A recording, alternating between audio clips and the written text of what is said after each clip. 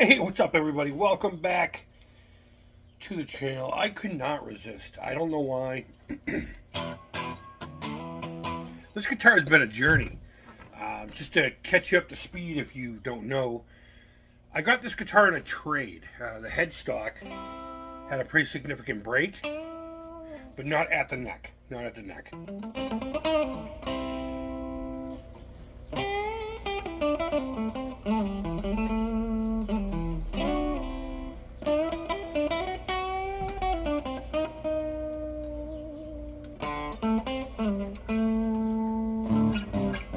And we glued it together through a couple of aluminum dowels or steel dowels in it to hold it together. And it just sat there and sat there and sat there. And so, again, going even further back, I bought an Explorer, an Epiphone Explorer, and an EMG headset that were going to go together. And they never did. And I just wasn't feeling the Explorer, so I traded it for this. Though it had the headstock break, I felt, in my opinion, it was a better deal in the long run for me anyway.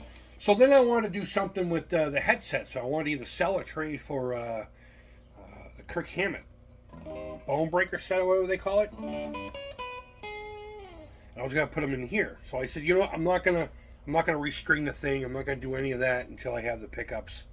Well, it's gonna be a little while before I can do that. So I had a couple of packs of strings just sitting around staring at me in the face, and this guitar was kicking me in the balls every time I walked by. Yeah, so I figured I just put it together yesterday. And while doing that, I remembered really fast how much I absolutely hate working on Floyd Rose systems. But we finally got it somewhat in shape here. There's a little bit of the setup I'd like to tweak, mainly the action. So this is let's see, what is it, the SLX I think series, the X series Soloist Crackle, and mine's orange. It doesn't really, I guess it kind of comes through orange on the camera. In person, it's weird. It looks red unless you're in actual sunlight.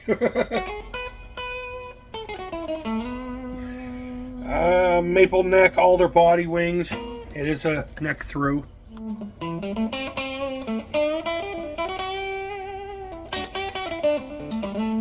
I don't even know how to use the Floyd proper, except for, you know, flutters like that. I was a really big Andy LaRocque fan. Still am. And that's a lot of that in his playing. Indian Laurel fingerboard with, the shark tooth thing. A lot of people darken these. I was going to, but you know what? I'm just going to leave the fretboard that rosy color. It's fine. I don't care. This is more akin to, probably one of the Charvels I would have had back in the day anyhow.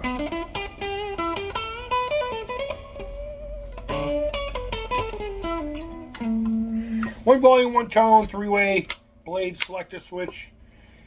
Pretty simple. It's definitely a hot rod.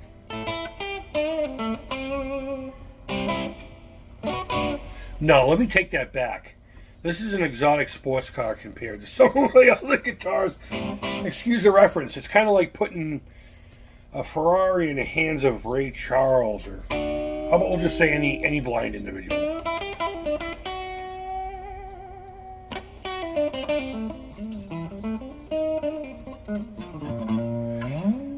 I never got into super melodic lead playing. I could never, my hand just can't do that, you know.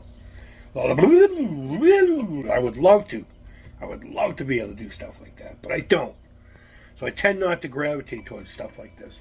This is actually my first compound radius guitar. I believe it goes from 10 to 16, meaning the curve of the fretboard. Bob's your uncle, and I think it's messing with me. Something felt off about it, and I couldn't figure it out. Then I realized, wait a minute. This has a compound radius fretboard. So, lo and behold, I read the things that told me the stuff, And it is compound radius. You've been hearing the neck pickup with the volume about halfway down. Here it is all the way up.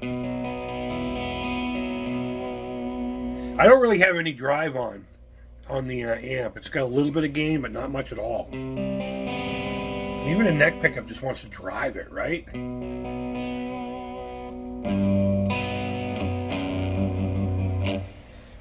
You know, we'll go in the middle. We'll go in the middle. Turn it down a little bit.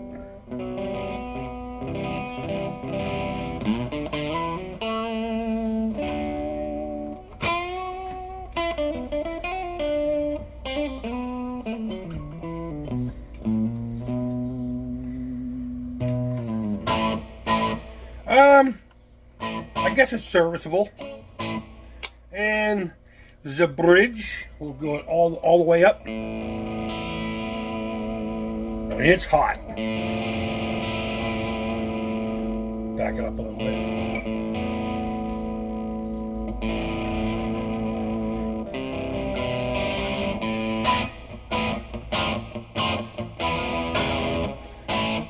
All right, all the way up.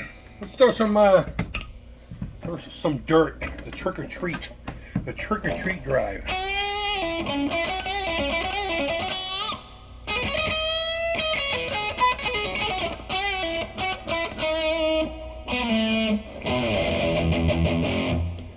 It's serviceable.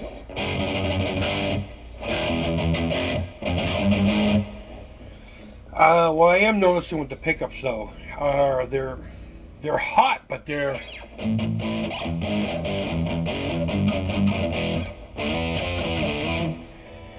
there's something not there. It's like a zombie. They sound like zombie pickups. There's no soul to it.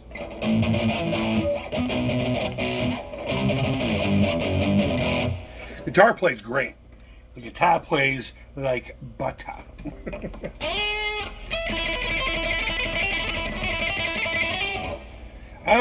Yeah, I don't know what else to say. It's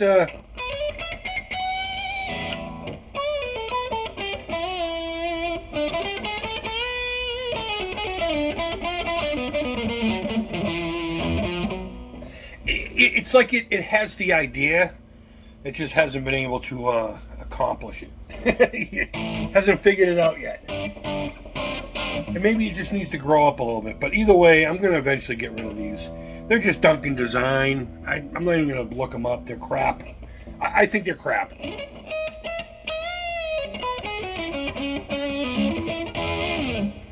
But overall, the guitar is pretty fun. I'm having a good time with it. I just couldn't hold off anymore. I just really couldn't. I don't really have a good metal machine, you know, to play those. I should run it through my PV.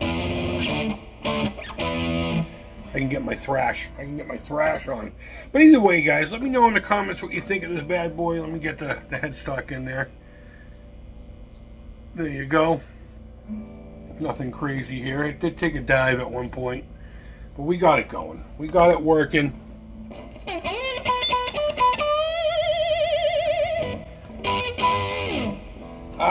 But the electronics is just garbage. So I'm probably going to replace both pickups. Definitely a volume and a tone. I might split it up here and stick with this, or do a 5-way switch with the 2 humbuckers. I like doing weird things like that.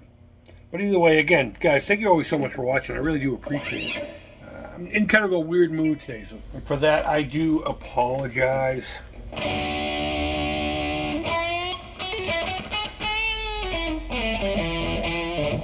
I don't know. I think Jackson has fallen in their ways. I loved Jackson's back in the day. In fact, it was probably one of the first, I'll say, sexy guitars that I drooled over as a kid. And just looked at it saying, oh, I'll never own one of those. You know, again, thank you guys always so much for watching. I really do appreciate it. If you haven't yet, please subscribe. There's some pretty rad stuff coming up, and I want to share it with you. Little preview. Scooter's gone. But either way, wherever in the world you are, I hope you're doing well. Until next time, take care. Keep it real. And bye-bye.